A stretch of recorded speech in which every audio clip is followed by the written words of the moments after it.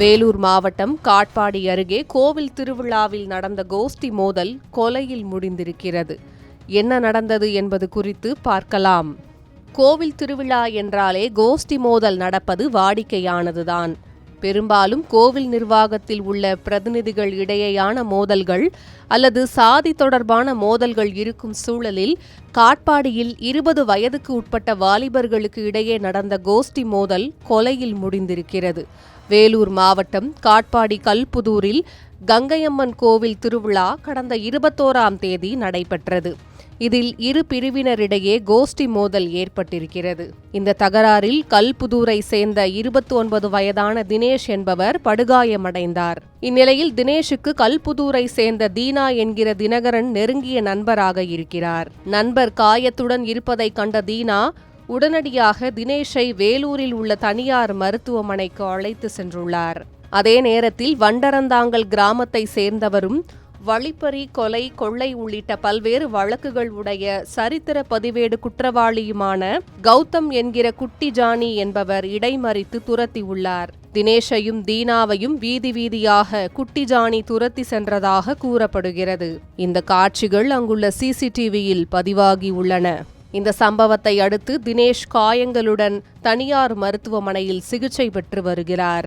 ஆனால் தீனாவை காணவில்லை. எங்கு சென்றார் என தெரியவில்லை. இதனால் பீதியடைந்த தீனாவின் பெற்றோர் காட்பாடி காவல் நிலையத்தில் புகார் அளித்தனர். அதன் பேரில் காவல் உதவி ஆய்வாளர் மணிகண்டன் வழக்கு பதிவு செய்து மோப்பநாய் மற்றும் ட்ரோன் உதவியுடன் விசாரணை நடத்தியும் எந்த துப்பும் கிடைக்கவில்லை. இந்நிலையில் கல்புதூரில் உள்ள பயன்பாட்டில் இல்லாத கிணற்றிலிருந்து துர்நாற்றம் வீசுவதாக போலீசாருக்கு தகவல் கிடைத்தது.